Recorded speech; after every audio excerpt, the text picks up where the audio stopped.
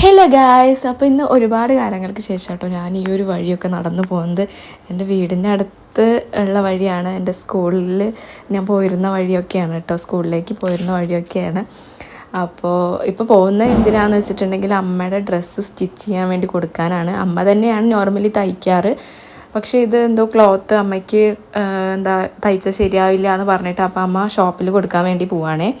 അപ്പോൾ കിനുവിനെ ഞാൻ ആദ്യമൊക്കെ എടുത്തു, പിന്നെ ആദ്യമൊക്കെ അവൻ നടന്നു, പിന്നെ മെയിൻ റോഡ് എത്തിയപ്പോൾ ഞാൻ എടുത്തു കേട്ടോ.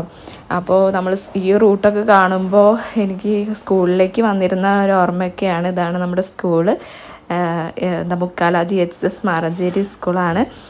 അപ്പോൾ നമ്മളിതാ ടൈലറിങ് ഷോപ്പിലെത്തി, തയ്ക്കാനുള്ളതൊക്കെ കൊടുത്തു. കീനു വീട്ടിൽ കയ്യിൽ പിടിച്ചായിരുന്നു കേട്ടോ ഈ ഇരുമ്പാമ്പുളി.